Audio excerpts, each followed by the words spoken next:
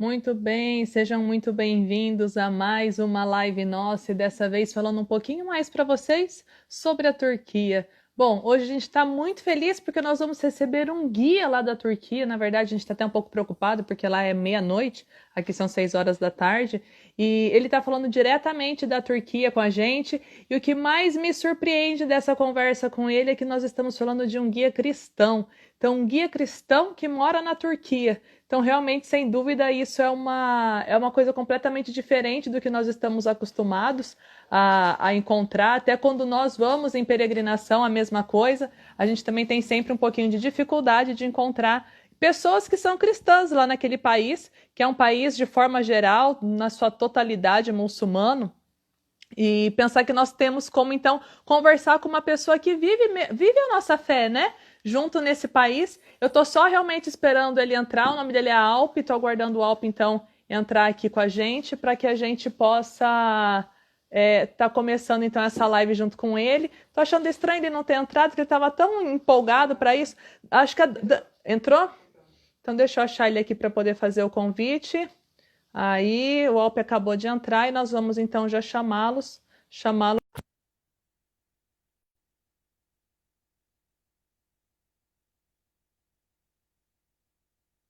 Agora é só o Alpe aceitar.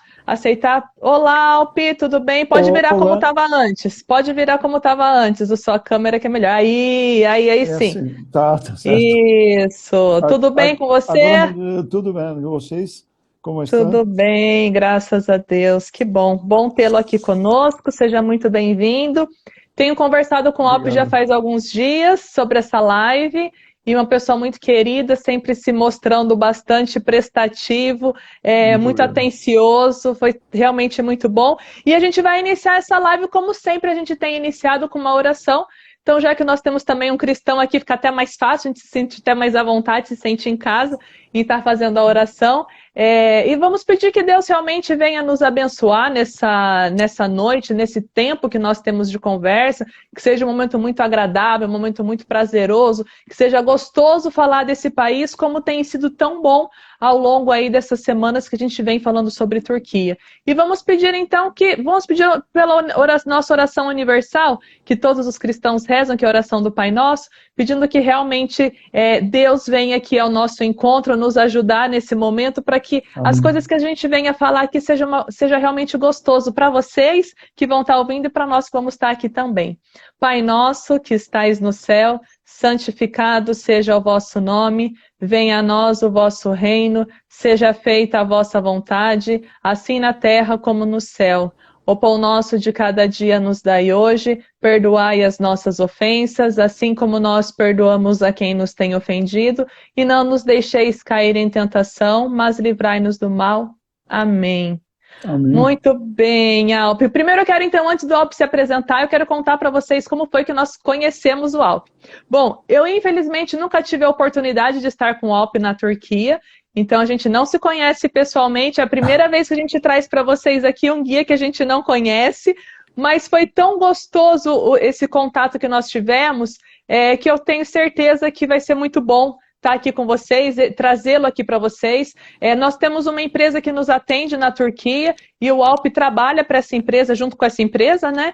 E eles Sim, que acabaram ah, indicando o mais de Alpe para 7 estar anos. conosco, né? Sim. Indicou para estar conosco, e falou assim, eu tenho um guia que é cristão. Quase que eu falei, mas por que você nunca me falou que você tinha um guia cristão? Mas tudo bem, a gente ainda vai ter Vou oportunidade. falar. Então, ó, Vou a falar. Graça Figueiredo está falando que conhece, então já tem referências também aí, viu, gente? De gente que conheceu pessoalmente o Alpe, mas foi realmente muito bem referenciado pela agência. O Daniel, que faz Muito parte lá obrigado. da agência e que comentou com muito carinho. E eu fiquei muito feliz porque é um país que é tão intrigante quando nós estamos lá, e principalmente por tudo que a gente vê da cultura muçulmana, e pensar que nós temos um guia que é cristão, confesso que me deixou bem feliz. Bom, Alpe, eu queria que você agora se apresentasse, falasse um pouquinho de você e, mais uma vez, seja muito bem-vindo a essa live. Muito obrigado. Mas antes eu queria falar, na verdade, se vocês querem, eu queria falar de uma oração breve, uma oração ortodoxa. Vamos deixar a Porque sua oração para o sim, final, Alpe, vamos fazer não no pode final. só, sim, no pôr do Tá, sol, então tá. oramos uma oração do pôr do sol, Tá bom. uma oração da Igreja Ortodoxa. Isso de Istambul, da quarta geração, de Istambul, da Constantinopla. Sou mestre professor de História das Artes, mas há mais de 2 décadas trabalho como guia. Sempre curioso para conhecer a história desse país diferente, porque nosso país é muito diferente, muito diferente. Não é um país europeu, nem um país asiático, nem um país árabe, é muito diferente. Porque Sim. somos restos de um grande império, de Império Otomano, que dominou em 3 continentes, dominou vários países, mais de 600 anos. Somos de uma sociedade de multietnia, de multinacionalidade, uma miscigenação, na verdade, podemos falar de uma miscigenação religiosa, cultural. Como vocês sabem, já não existe uma cultura pura, nunca existiu. Mas aqui é mais mista a cultura, a nossa cultura, e por isso a nossa missão é esclarecer todas as perguntas e todas as curiosidades. Eu gosto de perguntas também. Espero as perguntas mais curiosas. É assim. Mas eu continuo Não, então pesquisando. a gente fez um monte, a gente tem aqui um monte de pergunta para você responder, fica bem Por tranquilo, tá favor. bom? Que se o que você gosta de responder pergunta, nós vamos então Sim, começar já perguntando sim. então. Pode ser? Sem censurar qualquer coisa. Então vamos começar fazendo perguntas A minha e missão é conforme a esclarecer. gente for fazendo perguntas, se vocês quiserem também perguntar algumas coisas, fiquem à vontade em escrever aí nos comentários. E vou convidar vocês também para convidarem seus amigos para participarem, ainda mais quem já foi, quem já esteve lá. Falou, olha, dá uma olhadinha aí para poder conhecer um pouquinho mais dessa cultura tão linda que é a Turquia, que vale a pena, e você que já foi sabe que vale a pena, e você que não foi, convida seus amigos também para participarem aqui com a gente, que eu sei que vai ter muito conteúdo muito legal para falar com você. Alpe, a minha primeira pergunta é, não vale falar o país inteiro, tá bom? Minha pergunta é, escolhe no máximo 2 lugares que os brasileiros mais gostam de visitar na Turquia. Istambul e Capadócia, e também a casa de Virgem Maria. Quando eu perguntei isso para ele a primeira vez, ele respondeu quase que o país inteiro.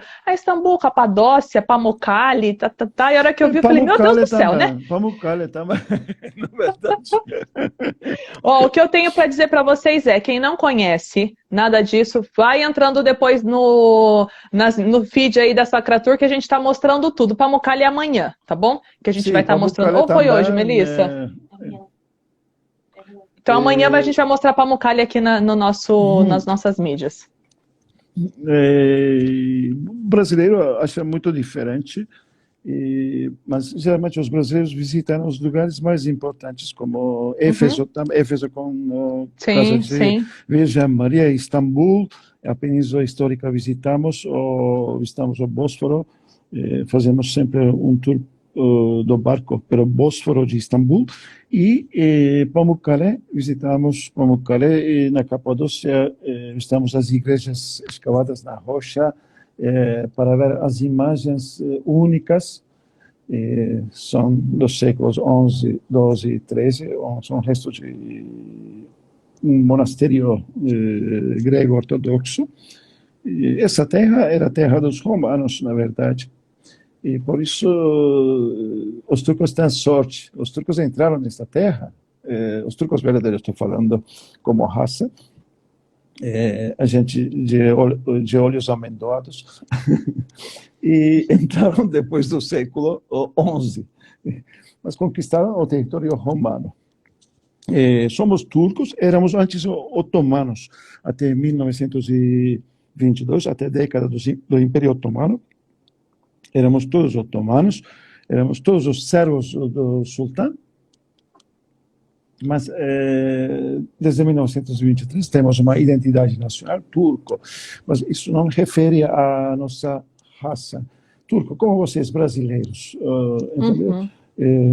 não é de raça, uma identidade constitucional e nacional. E me fala uma coisa agora, Alpe, quando os brasileiros vão aí para a Turquia, a gente percebe bastante dessa cultura que é predominante, essa forma diferente de se enxergar o mundo, de ver que você falou que é um país que não é nem europeu e nem asiático, a gente percebe bastante isso quando a gente faz essa visita. Eu queria saber de você, quanto homem turco, nascido na Turquia, como que o homem turco enxerga a importância dele dentro da sociedade, até questões que são mais complicadas de abordar, a questão da própria mulher na sociedade. Como que é visto tudo isso dentro dessa questão que você está levantando para a gente? E, na verdade, essa sociedade é uma sociedade da maioria muçulmana, mas diferente, Islã. E a nossa religiosa sunita, de ordem ortodoxa, é diferente porque os outros costumes das religiões diferentes introduziram na cultura muçulmana da Turquia. E essa terra também foi sempre a terra de noção religiosa de Deus Amai. Deus Amai como Cibele, Artemis, depois, por isso reconheceram a natureza divina de Virgem Maria em Éfeso, aqui nesta terra, porque até o século V a Virgem Mãe não era divina, aqui em Éfeso. Por isso, aqui nessa sociedade ainda, a mulher tem um papel da mãe. O papel mais importante para a mulher turca é o papel da mãe. Seja uma mulher de cabeça coberta de lenço, religiosa, praticante, seja moderna de mini saia. Igual, são iguais, são mais. Mas a sociedade na rua, fora da casa, uma sociedade parecida com uma sociedade patriarcal, só que mulheres são mais fortes, sempre no casamento, sempre mulher conduz a relação, sempre assim, sempre dentro da casa a mulher sempre decide, sempre assim. Eu confesso que eu não vou agora entrar muito em questão disso não, porque isso é verdade, viu? Realmente a gente fica com a função de decidir as coisas e é melhor que continue assim pro bem do casamento, né, Alpe? Sim, porque a mãe, mulher fica na sociedade, fica mais intocável, mas mulher também gosta de ficar em casa para crescer os filhos. O nível de estudo mais ou menos igual. Mulheres e homens iguais, mais ou menos. A população, os homens, mais 200 mil, 300 mil. Mas, só que a mulher gosta de estar com filhos, mas estuda, mas a diploma fica no parede.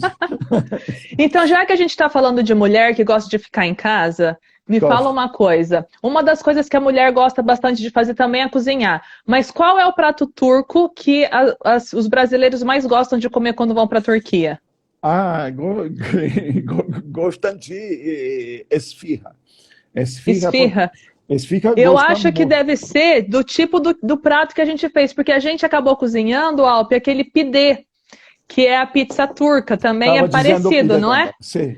Então, quem quer aprender a fazer o pidê, entra no nosso Facebook, que lá tem a receita, tá bom? Lá tá muito bem feita a receita real, oficial e original da Turquia. A gente ensinou a fazer, que o Alpe até assinou embaixo, tipo, pode fazer essa receita que tá tudo certo.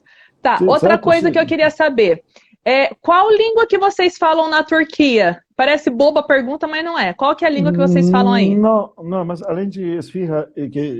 Tá. Além de esfirra, pide, preparamos um prato de churrasco grego. Vocês chamam churrasco grego, a gente chama giro. E vocês gostam muito de arroz turco. preparado com manteiga também, uma delícia. Não só iogurte também como coalhado. E preparamos um prato de carne com iogurte e vários Muito bom pratos, também. vários pratos Nossa, esse prato de carne é cozidos. muito bom. Eu não lembrei Sim. dele se não tinha feito esse prato na receita, porque realmente ele é muito bom. E É muito variando. bom. E os pratos de sobremesa também são diferentes. Uhum. Eh, são, Sim. são, são muito diferentes, mas alguns pratos dependem de região também. Desculpa, você. A minha pergunta foi da língua. Qual que é a Da língua que... língua. Isso, Sim, qual língua que vocês falam aí na Turquia? Porque a é uma, gente acha que fala árabe, né? Qual que é a língua que vocês falam aí? é uma sociedade da maioria muçulmana, todos acham que os turcos falam árabe. E, só que os turcos falam a língua turca. O turco é de grupo das línguas de Uralo-Asiático, parecido com o japonês e com o coreano também, como síntese, gramática. Mas só que alfabeto diferente. Desde 1928 usamos o alfabeto latino. Mas a E fonética é parecida, não é? fonética parecida com Sabe, japonês eu e tô com achando, eu, coreano. eu achei isso fantástico você falar, porque a gente tem montado alguns que chama Reels aqui do Instagram, que são videozinhos curtos, e eu tenho procurado músicas para colocar. Todas Hum, as vezes que eu encontro uma música turca, eu hum. falo, gente, isso aqui é turco ou isso aqui é japonês?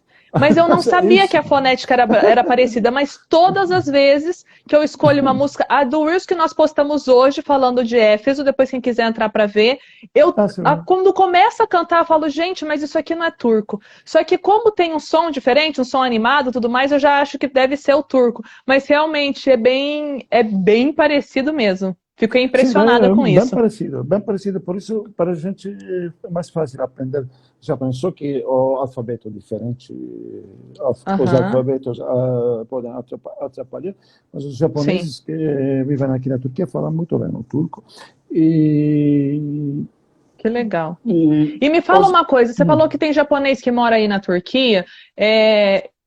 A gente não comentou nada sobre isso da vida do pessoal do Alpe, mas o Alpe já foi casado com uma brasileira. Então, essa fala fluente aí do português, além de ser por estar guiando, foi porque também teve uma brasileira em casa. Imagina uma mulher brasileira, né? Devia falar só o dia inteiro. Então, ele foi aprendendo, com certeza, a língua portuguesa e também veio aqui para o Brasil. Eu queria saber sim. quando você veio para cá. Você percebeu semelhança com a cultura turca, com a cultura portuguesa, com a cultura brasileira? Tem semelhanças ou não? Tem semelhança num sentido que o europeu não pode perceber isso. Em qualquer, eu estou falando de europeu como estou falando, não pode entender. Antes de ir, antes de ir ao Brasil pela primeira vez, eu já falava italiano e espanhol. Os meus amigos italianos me disseram que você vai escutar uma palavra ao menos 10 vezes ao dia. Qual é a palavra? Saudade. Saudade. Eles não entenderam por que saudade, vocês falam de sempre saudade, saudade, saudade, porque saudade não é a mesma coisa, não é nostalgia, nostalgia é outra coisa, nostalgia é outra coisa. Eles não entenderam, mas italiano, como vocês sabem, viajante, viaja muito, só que vivem nas mesmas cidades, no mesmo território. E brasileiro e turco são parecidos neste sentido, no sentido de saudade. E fiquei impressionado desde o primeiro dia. Depois fiz uma prova, fazendo escutar as músicas turcas com brasileiros e perguntar de que fala essa música. De saudade. A mesma coisa fiz com turcos, me disseram que é saudade, mas mesmo não entendendo das letras. É muito interessante isso. E neste caso, outro assunto, o brasileiro também não tem preconceito. Preconceito não tem. interessante para conhecer as outras culturas. Brasileiros não têm preconceito e gostam das crianças. Aqui a criança, como o Brasil, é privilegiada. O brasileiro também gosta de mimar as crianças. É diferente do europeu. É verdade, o brasileiro gosta mesmo de mimar criança. Aqui chega a ser até exagerado, tanto que se mima as crianças às vezes, viu, Alpe? Aqui igual. Estão falando aqui até que quando você veio para o Brasil, você começou a torcer para o Bahia. Eu não sei se isso é verdade, mas ó, quem que foi que falou? A Miluca que colocou que você, quando veio para cá, começou a torcer para o Bahia. Maurício é amigo. Então já estão aqui falando isso aqui. Deixa eu aproveitar Sim, claro. então, vamos entrar no assunto sobre a questão do fato de você ser cristão, que aí a gente já está quase dando a meia hora que eu sempre falo que a gente vai levar da nossa live, que vai estourar um pouquinho, mas vamos lá. Eu queria saber o seguinte com relação ao fato de ser cristão. A sua família, ela é de origem cristã ou a sua família é muçulmana? Como que é isso? Hoje em dia, sabemos uma pesquisa séria feita pela Universidade de Bósforo, aqui em Istambul. 86% dos turcos têm pelo menos um descendente cristão convertido à religião muçulmana nos últimos 500 anos. Porque na época otomana, cristãos e muçulmanos não eram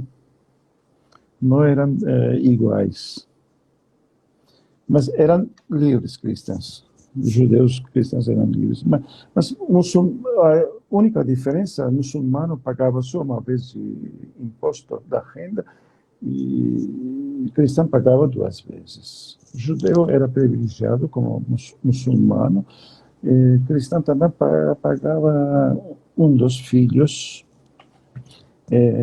Dava um dos filhos, se tiver 2 filhos, precisava dar um dos filhos ao Estado otomano. Por isso, durante a época otomana, grão-vizir, presidente do conselho, ministros, generais, arquitetos, engenheiros, eram esses filhos chamados janízaros. Por isso, muita gente, a passar do tempo, foi convertida à religião muçulmana, mas não teve vontade de ir à mesquita. Tem gente que falava 2 línguas, um armênio convertido, ou um grego convertido à religião muçulmana, e falava também grego, também armênio. Entendeu? Alpe, eu confesso que essa parte da história me deixa assim, sempre muito chocada. A realidade. Sim, porque pensar que quem era cristão tinha que pagar 2 vezes impostos, se tivessem 2 filhos, tinha que dar um filho para o governo. Se essas crianças ou esses adolescentes, adultos que eram doados para o Estado, eles não podiam conversar entre eles, justamente para acabar com a religião cristã dentro do país. Agora, para a pessoa ter peito para falar, eu sou cristão e eu vou aceitar essa situação, é praticamente considerado a vida de um mártir, porque a pessoa tem que realmente abrir mão de muita coisa da sua vida para poder falar, eu acredito nisso que eu estou professando, nessa minha fé.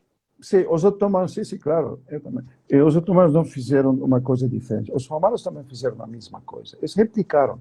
Os otomanos eram nômades, passaram em sedentarismo, replicando a cultura romana. Os romanos também faziam a mesma coisa. Mas depois de construção da República, somos pares todos. Porque o regime da República é um regime laico secular. E por isso, só que os otomanos, assim, foram civilizados pela cultura romana, mas ficaram muçulmanos. E civilizaram também o mundo muçulmano. Por isso, hoje em dia, nosso país é mais moderno, mais um país secular, laico, comparando com países árabes. As mães 36 sultões otomanos, somente três mais eram turcas. Todas as mais de Harém, as mulheres de Harém eram convertidas a Islã. Entenderam? E por isso a nossa descendência também, porque a parte de meu pai, eu sou da quarta geração aqui em Istambul. Meus pais se apaixonaram e casaram aqui em Istambul, com a influência dos filmes americanos na época. E uma parte da Grécia, da Ilha Creta, a minha avó paterna de Mar Negro, onde vivem os gregos. É assim, a parte de minha mãe de duas cidades de região sudoeste da Turquia, mas onde a maioria era armênia, mas eram muçulmanos. Só que um exemplo da vida real, um exemplo. A minha mãe, minha tia, meu tio, provaram o vinho pela primeira vez quando tinha 15, 18 anos. Então, estamos falando de sociedade muçulmana. Entendeu? Sim. Entendeu? Assim, vários costumes introduziram também, como vários costumes de paganismo introduziram na religião cristã. Costumes também foram convertidos, por exemplo, acender uma vela no túmulo de um santo. Em Islã não existe santo, nem existe clérigo, como a igreja protestante. Pastor muçulmano, imã. Mas os muçulmanos acendem vela no túmulo de um sábio muçulmano ou de um pastor muçulmano conhecido, amado, entendeu? Tem mais pedidos, vários costumes. E mesmo tendo vindo criado de uma família que tenha também que tem um pouco de costume muçulmano, com algumas coisas desse sentido que você colocou, o que levou você a trocar de religião, a se tornar cristão? Como que foi esse processo? Na verdade, eu nunca vivi como muçulmano, nunca fui à mesquita para rezar, mas oficialmente muçulmano, mas só oficialmente, entendeu? Oficialmente. O meu pai era um ignorante, não sabia nada sobre a religião. É curioso, eu gosto de ler e pesquisar. Li 3 vezes o Alcorão para pesquisar de que fala, preciso saber. Minha mãe também não gostava de mexer mais nesses assuntos. Ela viveu sempre afastada. Eles foram somente uma vez à mesquita no dia de velório, de cerimônia funerária deles. Mas eu percebi uma coisa, eu percebi de falta de religião. Religião faltava. Faltava, mas eu gostava de como uma figura histórica de Jesus Cristo. O Salvador gostava muito. Mas um dia, um casal irlandês me visitaram em Istambul 40 anos atrás. Eram religiosos, me deram uma Bíblia sagrada. Eu li e gostei muito de João. Gostei da Bíblia, mas gostei mais de João. De João? De São João Evangelista, de Evangelho de São João. Gostei mais dele porque achei mais amor, mais paixão, amor por ser humano, interessante. Deus, ser humano, é muito interessante. E depois conheci alguns padres, mas na época os padres ficavam mais discretos, porque teve medo de me de ter um papel missionário. Não teve medo, na verdade. Sinceramente, tem que falar disso. E depois conheci os protestantes. Então você entrou primeiro na igreja protestante, quando você Sim, entrou na igreja. sim. E você foi batizado na igreja protestante ou você foi batizado Sim, depois na igreja católica? Como foi isso? foi batizado na igreja protestante. Tá. Depois E na por que igreja... você resolveu sair da igreja protestante? O que te levou a sair para ir para a igreja, na verdade a gente falou católica, mas é a ortodoxa grega que você participa hoje. O que Sim. levou você a sair de uma para ir para outra? Porque a nossa cultura, eu vi isso, eu conheci a Bíblia melhor com a igreja protestante, tem que dizer isso. Bíblia conheci, mas na noção deles, eu entendi uma coisa. Nós somos de Mediterrâneo, dessa região. Aqui, a figura, a noção da mãe é mais importante, porque com mãe, o amor por Deus, mãe é muito importante, mulher muitíssimo importante. Mas a igreja protestante, a teologia da igreja protestante, para mim, a minha opinião, desculpa os protestantes, mas a minha opinião, acorda mais com vida social, com memória histórica dos países de Europa de Norte. Porque não existe mais. Virgem Maria não existe. Entendeu? Virgem Maria. E os outros, eles gostam mais de Antigo Testamento. Novo Testamento é diferente, mas todo que tem a Igreja Ortodoxa grego acorda com minha vida, com minha percepção. Música mística. Música mística. Eu acho que a cultura, os protestantes, e vou também colocar como que chama, Melissa, que eu esqueci? Da renovação carismática, os carismáticos da Igreja Católica. A proposta ela é muito diferente, né? E, sem dúvida, também fica muito mais fácil para vocês entenderem, se sentirem dentro de casa, dentro de um país que tem uma... Porque a gente até ia conversar um pouquinho, e acho que o tempo vai estar bem estourado para a gente falar disso, sobre os locais religiosos que tem aí para se visitar, que são vários locais, além da Casa da Virgem Maria. É mais fácil você se sentir próximo da sua cultura, vivendo a cultura grego-ortodoxa, do que você estando na cultura vivendo a fé com os evangélicos ou até com a própria renovação carismática, que é muito destoante. Então, é uma forma até mais fácil de se sentir participante da sua cultura misturada junto com a sua fé. Eu acredito que isso também deve ser um fator bem decisivo, né, nessa mudança. Isso. Mas algumas coisas não podem ser explicadas porque são fenômenos místicos. Sempre fiquei feliz na minha vida, desde 40 anos, 45 anos, sempre fiquei feliz de ficar numa igreja ortodoxa. Sempre. Que bom. Aqui em Turquia, na Grécia também.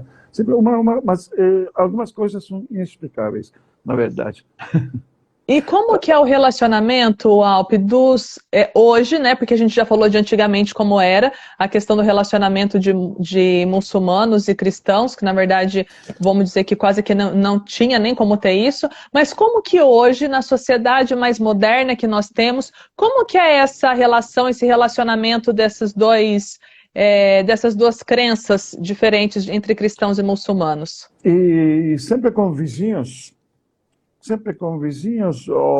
estava muito bem. Vivi em Istambul, sempre vivi em Istambul. Estava muito bem. Nas outras cidades também, muito bem. Por exemplo, depois de festa religiosa de sacrifício dos muçulmanos, mandam carne para todos, mandam também para os vizinhos cristãos. Eles mandam os ovos na Páscoa. os cristãos mandam os ovos na Páscoa. E o bolo de Páscoa e outras coisas mandam. E existe uma relação boa. O povo não tem nada.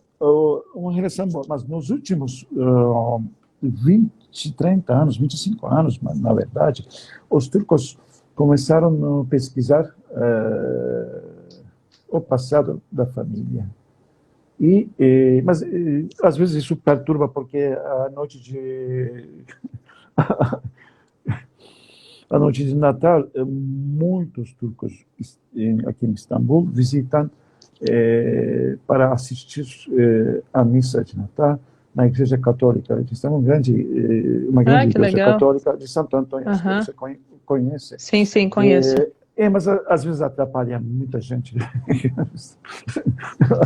Às vezes atrapalha. Mas ainda bem. Ainda bem. Mas que bom, acho que é uma forma também de valorizar essa cultura, né?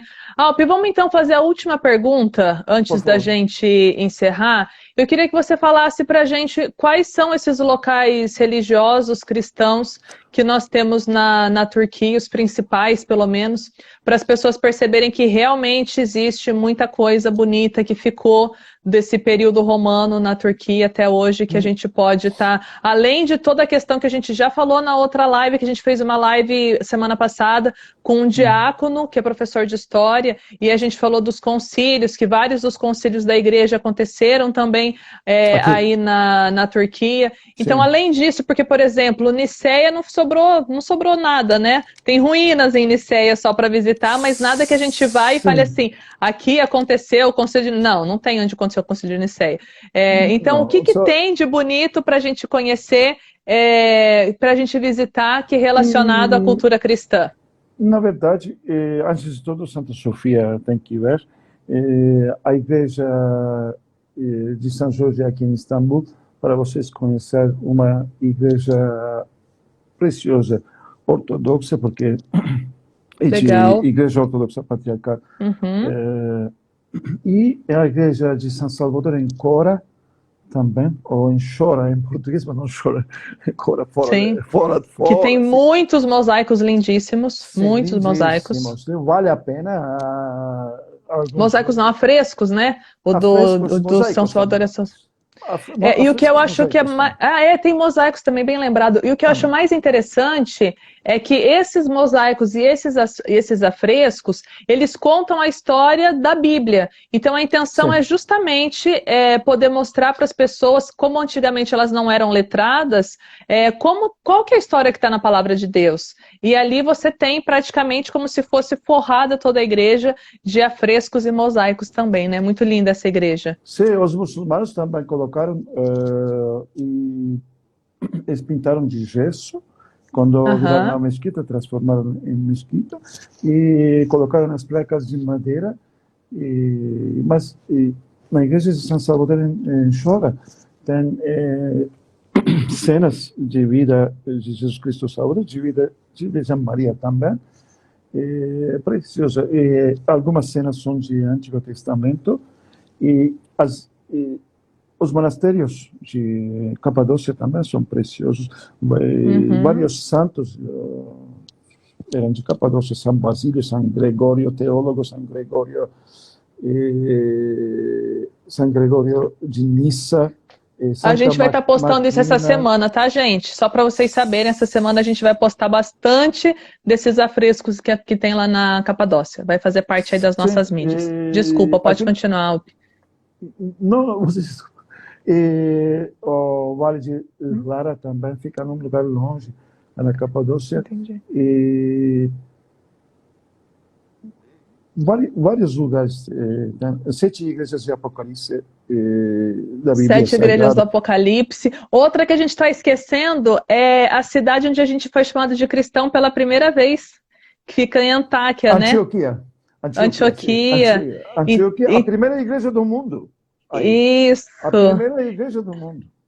Então a gente também tem que falar disso, porque a gente já postou isso, tá, gente? Se vocês quiserem conhecer, roda aí no nosso feed que vocês vão conhecer também. Ainda ainda podemos ver o resto de Porto, onde chegava e São Pedro Uhum. e São Paulo de Tarso também. Sim, sim. Podemos ver no caminho de Porto, a gente pode visitar o resto de monastério de São Simeão Estilita. É muito interessante, um lugar ainda, um lugar espiritual muito diferente.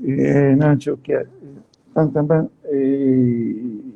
o segundo maior museu de mosaico do mundo. Lindíssimo também. Lindo, Aí lindo, lindo. não é muito longe, fica perto de casa de São Paulo de Tarso. Talvez Sim, você sim, sim, sim. visitou.